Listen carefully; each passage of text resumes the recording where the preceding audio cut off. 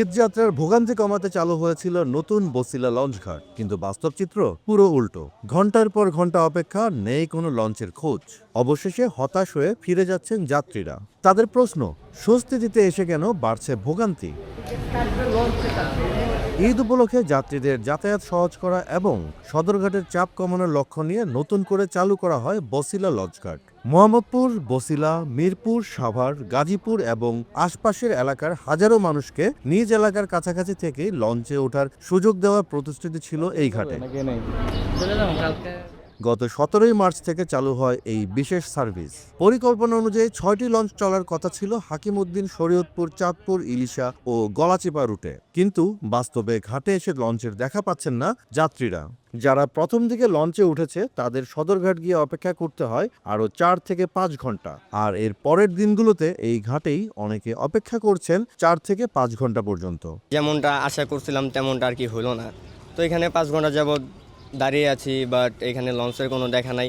মানুষের পর্যাপ্ত পরিমাণ উপস্থিতি আছে, বাট এখানে লঞ্চের কোনো উপস্থিতি নাই।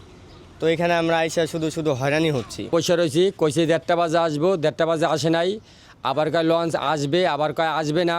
ঠিক আছে, এখন আমরা এখানে আইসি, তারপর পুলিশ আইয়া কয় আমরা এখানে থাকেন না, আমরা এখানে জানগা, লঞ্চ আইব না, কোনো শিওর নাই। অনেকেই অনলাইনে তথ্য দেখে এই ঘাটে এসেছেন, কিন্তু ঘাটে এসে দেখেন লঞ্চ নেই, আর তাই বাড়ছে ভোগান্তি। বিশেষ করে শিশু ও পরিবারের সদস্যদের নিয়ে যাত্রীরা পড়ছেন বড় ধরনের সমস্যায়। ভিডিও দেখছিলাম, বলছে কি এখান থেকে নাকি সব জায়গায় যাওয়া যায়। তো সদরঘাটে তো ভিড় না ঠেলে এখান থেকে আমার বাসা থেকে দাঁড়ে একটা লঞ্চে আইসা দেখছি চাঁদপুরের। আমাদেরকে এখন আইনা কি জন্য হয়রানি করতে আসে? বাচ্চা নিয়ে বসে রয়েছি গাড়ে, আমরা তাহলে সদরঘাট যাইতাম গা, তাহলে এই কাজটা করলো কেন? বিআইডব্লিউটি এর কর্মকর্তারা অবশ্য বলছেন যাত্রীদের অনেকেই এই ঘাট সম্পর্কে জানেন না।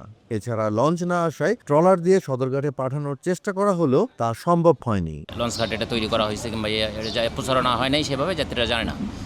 আর এটা আমরা আমাদের উপরে ঊর্ধ্বতন মহলকে আমরা এটা বিষয়টা অবহিত করেছি। এটা মানে ওনাদের সিদ্ধান্ত, সদরঘাট থেকে লঞ্চটা আসে, তো লঞ্চ উঠিয়ে দেওয়া উচিত কিংবা পার্মানেন্টলি থাকা উচিত এই বিষয়ে আমি কিছু বলবো না, সেটাও আমাদের হাই অফিসিয়ালের বিষয়। লঞ্চটা আসে নাই, এই কারণে আমরা সদরঘাট যাচ্ছি, ওইখান থেকে যাবো। আমি ফার্স্টেই আসলাম, এই গার্ড দেওয়ার পর আর আসিনি, এই ফার্স্ট আসলাম, তাও লঞ্চ আসে না, এখন চলে যাচ্ছি। অন্যদিকে লঞ্চের ইঞ্জিন অকেজো হয়ে যাওয়ায় 2টি লঞ্চই ঘাটে আসেনি বলেও জানানো হয়েছে। আমরা তো অপেক্ষা ছিলাম লঞ্চ আসবে, লঞ্চে যাবে, মানে শেষ মুহূর্তে আসে নাই, আমরা জানাইছি।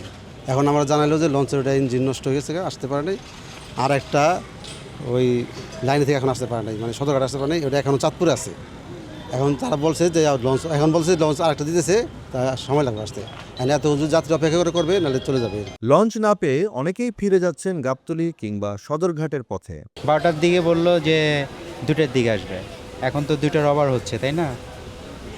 2টা বাইজা চললো, এখনও তো ওনাদের লোকই নাই, কেউ পাচ্ছি না। তো অনেকগুলো লোক বসে আছে, আমরা তো বাসা বাড়িতে যাইতে হবে, তাই না? ঈদযাত্রায় স্বস্তি দিতে চালু হওয়া এই বছিলা লঞ্চঘাট এখন অনেকের কাছে হয়ে গেল ভোগান্তির আরেক নাম।